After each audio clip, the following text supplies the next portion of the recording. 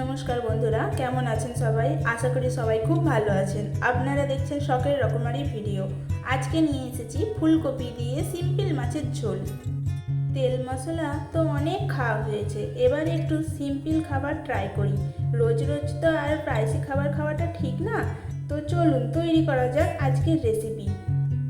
প্রথমে আমি একটি ছোট্ট ফুলকপি টুকরো টুকরো করে কেটে নিয়েছি এবং আলুগুলোকে ডুমো ডুমো করে কেটে নিয়ে আমি নুন হলুদ দিয়ে প্রেসারে সেদ্ধ করে নিয়েছি। এবার আমি ফুলকপিগুলো ভালো করে ধুয়ে নিয়ে ভাপাতে দেবো। গ্যাসের ফ্লেমটা হাই রেখে নুন আর হলুদ দিয়ে ফুলকপিটা আমি 1 থেকে 2 মিনিট ভাপিয়ে নেবো। আপনারা চাইলে এটা ডিরেক্ট কড়ায় ভেজেও নিতে পারেন। তো একটু ভাপিয়ে নিলে কি হয়, কপির আর কাঁচা গন্ধটা ছাড়ে না, তার সাথে এটা খেতেও ভালো লাগে এবং ফুলকপি খাওয়ার পর শরীরটাও খারাপ করে না। আমার ভাপানো হয়ে গিয়েছে, এবার জল ঝরিয়ে কপিগুলো আমি তুলে নিয়ে জলটা ফেলে দেবো।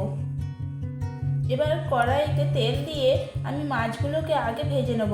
আপনারা চাইলে আগে ফুলকপিটাও ভেজে নিতে পারেন। তো ফুলকপি ভাজার পর মাছ ভাজলে মাছগুলো ভেঙে যাবে, তাই আগে মাছটা ভেজে নিয়ে তারপর ওই তেলেতেই আমি ফুলকপিগুলো ভেজে নেব। এইরকম ঢাকা দিয়ে মাছ ভাজলে একটি উপকারও হয়। এই যে মাছ দেওয়ার সঙ্গে সঙ্গে যে তেলগুলো চারিদিকে ছিটকে পড়ে নোংরা হয়ে যায়, তার জন্য আর সেটা ছিটকাবে না, অথচ কড়ার মধ্যেই তেলটা থাকবে। এখানে মাছ ভাজা হচ্ছে, আমি 4 পিস করে মাছ ভেজে নিলাম। তো বন্ধুরা, এই রকম ভিডিও যদি আপনাদের ভালো লেগে থাকে তো অতি অবশ্যই এই চ্যানেলটি সাবস্ক্রাইব করবেন, আমার পাশে থাকবেন। দেখুন আমিও এখানে ঢাকা দিয়ে দিয়ে মাছ ভাজছি। তো আমার মাছ প্রায় ভাজাই হয়ে এসছে।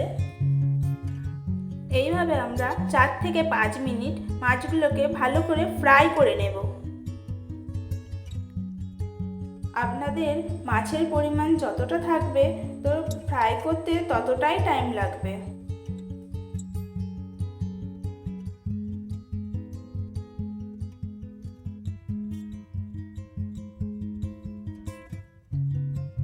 আমার মাছ প্রায় ভাজা হয়ে এসছে। এবার ওই তেলের মধ্যেই আমি এবার ফুলকপিগুলো দিয়ে ভালো করে ভেজে নেব। ফ্লেমটা হাই রাখতে হবে। তো চলুন ফুলকপি ভাজা হোক, এখানে আমি উপকরণগুলো নিয়ে নিই। তো দেখুন আমি এখানে যে উপকরণগুলো নিয়েছি সেগুলো হলো আদা, রসুন, পেঁয়াজ। তার সাথে আমি বড় বড় 4টে পেঁয়াজ নিয়েছি, 8 থেকে 10 কোয়া রসুন নিয়েছি, 1 গিট আদা নিয়েছি। এবার একটা ছোট্ট সাইজের টমেটো নিয়েছি। এবার এই আদা, রসুন, টমেটোর আমি একটা পেস্ট বানিয়ে নেব।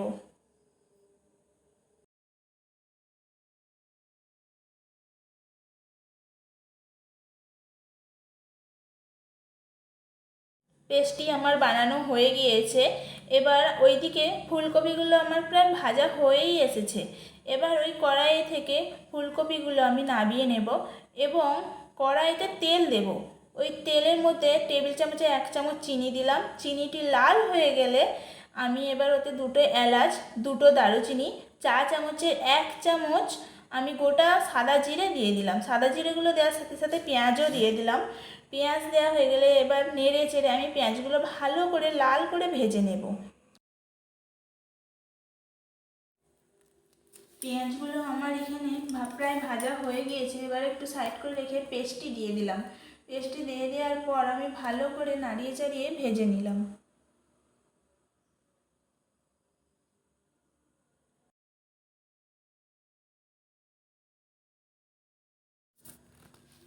এবার ভালো করে নাড়িয়ে কষিয়ে নেব।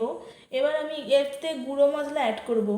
এখানে জিরে গুঁড়ো নিয়েছি, ধনে গুঁড়ো নিয়েছি, হলুদ গুঁড়ো নিয়েছি, চা চামচের 1 চামচ করে। এবার সব মশলা আমি দিয়ে দেবো। আপনারা এখানে কাশ্মীরি লঙ্কার গুঁড়োও দিতে পারেন এবং ঝাল লঙ্কার গুঁড়োও দিতে পারেন। তো আমি এখানে 2টো লঙ্কা গুঁড়ো অ্যাড করিনি। তো আপনারা অবশ্যই দেবেন যা পরিমাণ মতো। এবার এখানে আমি মশলাগুলো ভালো করে কষিয়ে নেব। এখানে মশলা আমার প্রায় ভালো করে কষিয়ে নেওয়া হয়ে এসছে। তো বন্ধুরা দেখতেই পাচ্ছেন আমি এখানে তেলের বেশি ব্যবহার করিনি। তো আমার মশলা কষানোই হয়ে গেছে। এবার ওই কষানোর মধ্যে আগে থাকতে ভেজে রাখা ফুলকপিগুলো দিয়ে আমি ভালো করে ফুলকপিটা এবার কষিয়ে নেব। একটু সামান্য পরিমাণ জল দিলাম, দিয়ে ভালো করে এবার কষিয়ে নিচ্ছি। এবার আমি এর মধ্যে জল অ্যাড করে কপিগুলো সেদ্ধ করতে দিয়ে দেব।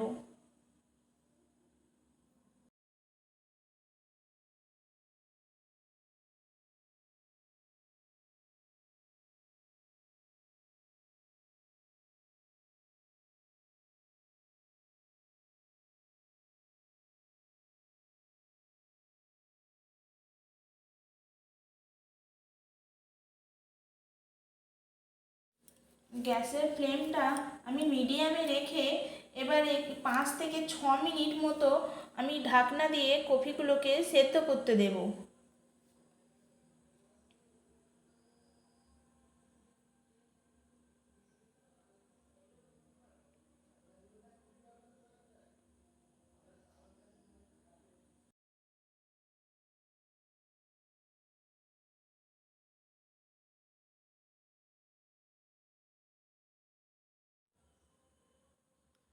এবার আমার এখানে সেদ্ধ হয়েই গিয়েছে।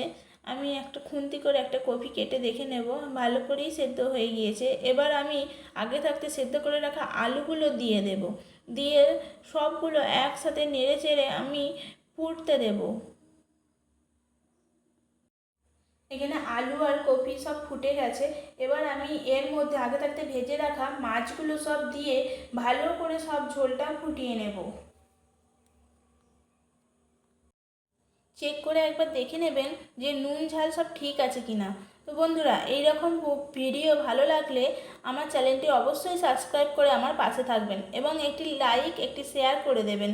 তো দেখা হবে আবার পরের অন্য কোনো ভিডিওয়। ততক্ষণ আপনারা ভালো থাকবেন ও সুস্থ থাকবেন। ভিডিওটি এখানেই শেষ করলাম। তো আমাকে অনেক সাপোর্ট করবেন।